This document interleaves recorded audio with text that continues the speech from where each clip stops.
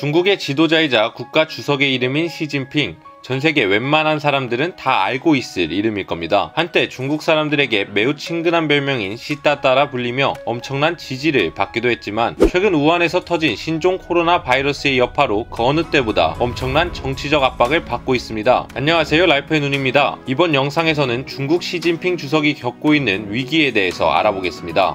2012년 처음 중국 국가주석이 된 시진핑은 중국몽과 부정부패 척결을 내세우며 공세적인 외교와 중국의 부패한 관료이자 동시에 자신의 정적들을 처리해가며 중국 대중의 엄청난 지지를 받기도 했습니다.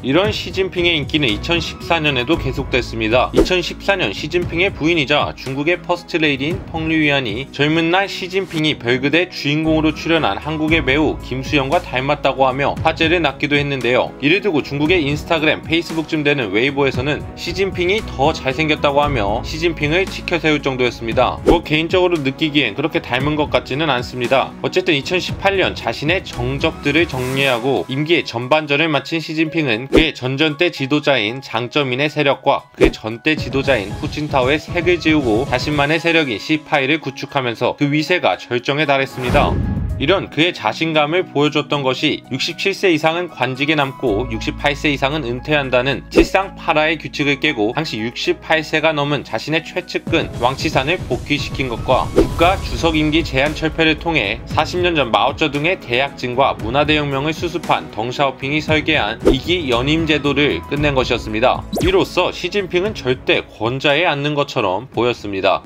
그런데 시진핑 2기가 시작된 2018년 3월 저기저 태평양 넘어 워싱턴 DC에 앉아 트위터를 통해 정치하기 좋아하는 트럼프 대통령이 중국산 수입품 500억 달러의 관세 부과와 중국의 대미 투자 제한 등의 내용을 담은 행정명령에 서명하면서 시진핑 주석의 앞통수를 때려버립니다. 그리고 라이프의 눈이 앞서 제작한 여러 미중 무역 전쟁 영상을 보셨으면 아시겠지만 정말 쉴 새 없이 관세를 부과해 시진핑에게 엄청난 압박을 가하게 됩니다. 무역 전쟁이 시작되면서 쉴 새 없이 두드려 맞기 시작한 시진핑 주석. 얼마 지나지 않아 홍콩의 도전에 직면하게 됩니다. 시진핑이 주석이 된 후 중국이 홍콩에 엄청난 압박을 가하면서 불만이 쌓이고 있었는데 여기에 기름을 붓는 계기가 된 찬퉁카이 사건이 일어납니다. 2018년 2월 8일 홍콩인 남성 찬퉁카이는 여자친구 판샤오잉과 함께 대만 타이베이로 발렌타인 여행을 떠나게 됩니다. 그런데 발렌타인이 끝나고 이틀 후인 2월 16일 판샤오잉은 찬퉁카이에게 자신이 임신했다고 고백하며 뱃속에 있는 아이의 아빠는 옛 남자친구라고 했습니다. 게다가 확인 사살을 하듯 다른 남성과의 관계 장면이 담긴 동영상을 찬퉁카이에게 보여줬습니다. 격분한 찬퉁카이는 이튿날 판샤오잉을 폭행하고 살해한 뒤 시신을 여행 가방에 넣어 유기한 뒤 귀국했습니다. 문제는 판샤오잉의 실종 신고가 접수되고 수사가 진행되면서 발생하게 됩니다. 대만 경찰들은 CCTV 추적을 통해 찬퉁카이가 판샤오잉을 살해했다는 결론을 내리고 그를 용의자로 지명했습니다. 그리고 홍콩 당국이 찬퉁카이를 체포해 범행을 자백받으면서 그가 살인자라는 게 명명백백하게 밝혀졌지만 속지주의를 채택하고 있는 홍콩 법원은 그에게 살인죄를 적용할 수 없었습니다. 결국 찬퉁카이에게 적용된 죄는 여자친구 신용카드 사용과 관련된 돈 세탁 혐의였고 그는 징역 29개월형을 받습니다. 이에 홍콩 정부는 중국을 포함한 대만, 마카오 등 범죄인 인도 조약을 체결하지 않은 국가나 지역에도 사안별로 범죄인들을 인도할 수 있도록 범죄인 인도 법안을 추진하겠다고 밝혔습니다. 그러나 2014년 우산혁명과 2015년 시진핑 사생활 비판 서적을 출판하려 했던 시민 5명이 실종되는 것을 본 홍콩 사회는 이에 반대하는데 그 이유는 범죄인 인도 조약이 반체제 인사나 인권운동가를 중국 본토로 송환하는 데 악용될 수 있기 때문입니다. 결국 중국의 송환법 도입 시도는 홍콩 야당과 시민단체의 강력한 반발로 이어졌습니다. 그리고 2019년 6월 9일 빅토리아 공원에서 홍콩 시민의 7분의 1에 해당하는 103만 명의 홍콩 시민들이 모여 범죄인 인도 법안 철폐를 요구하기 시작했습니다. 이에 홍콩 행정수반 캐리람 장관은 시민들의 분노에 한 걸음 물러서면서 송환법 무기한 연기를 발표했습니다. 그러나 이미 어중이 떠중이 대충해서는 아무것도 못한다고 생각한 홍콩 시민들은 계속해서 시위를 이어나갔고 결국 캐리람 장관은 송환법 철폐를 수용할 수밖에 없었습니다.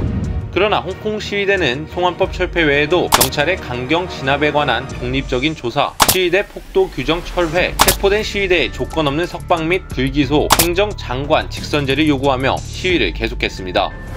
그러나 일국 양제가 종료되는 2047년 완벽한 중국 통일을 위해서라도 홍콩의 영향력을 계속 행사할 필요가 있었던 중국은 당연히 행정장관 직선제를 받아들일 수 없었습니다. 결국 시진핑은 홍콩 처리 문제를 두고 고민에 빠지게 됩니다. 천안문 사태 때와 달리 군사를 개입해 문제를 처리하게 되면 홍콩이 아시아 금융허브의 지위를 상실할 수도 있고, 만약 엄청난 사상자가 나오면 그 책임을 온전히 자신이 져야 했기 때문입니다. 그런데 여기서 중국은 의도치 않게 미국에게 한 번 더 두들겨 맞습니다. 2018년 7월 미중 무역전쟁이 본격적으로 시작되고 미국이 부여하는 무역 관련 특수지위를 누리고 있었던 홍콩은 관세 예외 지역으로 미국에 두드려 맞고 있는 중국이 비빌 언덕이었습니다. 하지만 홍콩 민주화 시위가 본격화되자 미중 무역전쟁 외에도 중국을 괴롭힐 거리를 찾고 있던 미국은 얼씨구나 잘됐다 하며 홍콩 인권법 카드를 만지작거리기 시작합니다. 미국이 중국을 견제하기 위해서 또 인권이라는 적절한 명분이 있어 꺼내든 홍콩 인권법은 홍콩의 자치 수준을 평가해 후퇴했을 경우 무역특별주의를 박탈하겠다는 것이고, 만약 홍콩에서 사람을 고문 혹은 이미 구금하거나 또는 중대한 인권 침해를 저지른 자에 대해서 미국 내 자산을 동결하고 미국 입국과 비자 발급을 거부하는 것이었습니다. 그리고 2019년 11월 27일 트럼프 대통령이 홍콩 인권법에 서명하면서 미국은 대중국 압박 카드를 하나 더 손에 넣게 됩니다. 이에 중국은 홍콩 인권법이 내정에 대한 총체적 간섭이자 국제법 위반이라는 반박을 했지만 이미 돌이키기엔 너무 늦었습니다. 홍콩 문제에 발목 한번 잡힌 시진핑, 2020년 초 이번엔 대만에서 또 한 방 먹습니다. 2016년 선거를 통해 당선된 대만 최초 여성 총통인 차잉원은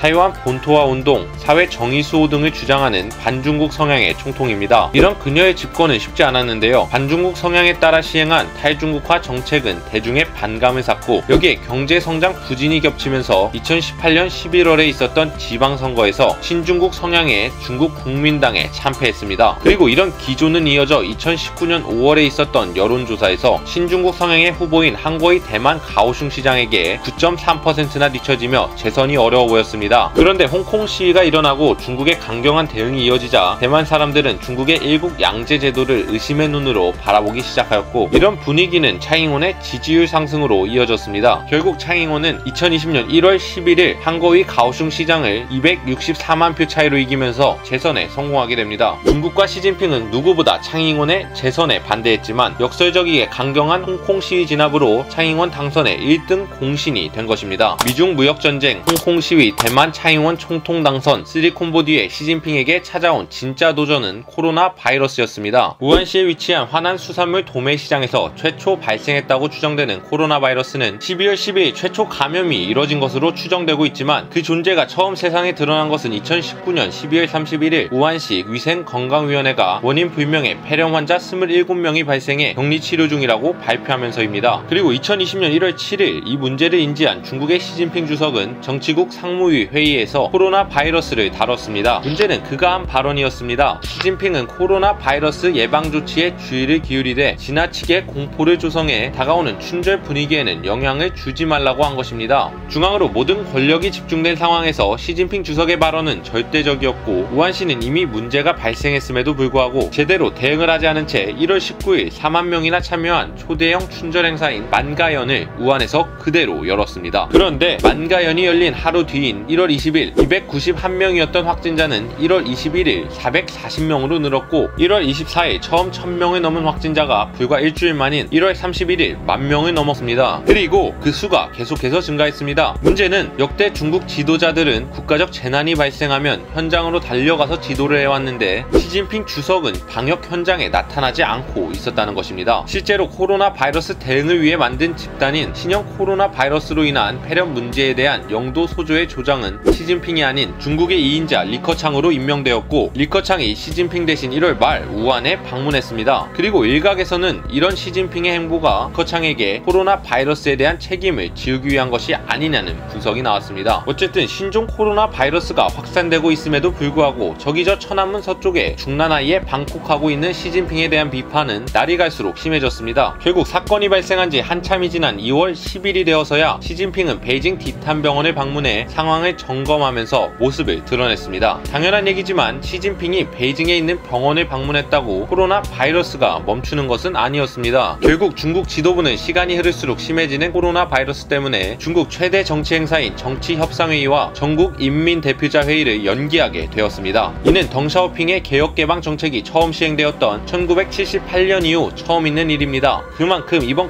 코로나 바이러스의 파급력이 강하다는 뜻입니다. 지금까지 시진핑 주석이 겪고 있는 위기에 대해서 알아봤습니다. 개인적으로 코로나 바이러스가 시진핑에게 모든 권력이 집중된 중국의 취약성을 드러낸 것은 분명하나 이번 위기로 중국이 한 번에 무너질 것이라고 보는 것은 무리라는 생각이 듭니다. 다만 모든 변화가 한 번에 찾아오는 게 아니듯이 코로나 바이러스를 통해 중국 사람들 마음에 생긴 공산당에 대한 불신이 어떻게 커지느냐에 따라 앞으로의 상황이 바뀔 것이라고 생각합니다. 반대로 시진핑 주석의 입장에서는 현재 자신이 떠안고 있는 여러 문제, 특히 미중 무역전쟁, 홍콩 문제에 자신에게 집중된 권력에 따르는 책임을 어떻게 관리하느냐가 언제 끝날지는 모르겠지만 그의 임기의 성공을 판가름하리라 생각됩니다. 지금까지 라이프의 눈이었습니다. 시청해주셔서 감사합니다.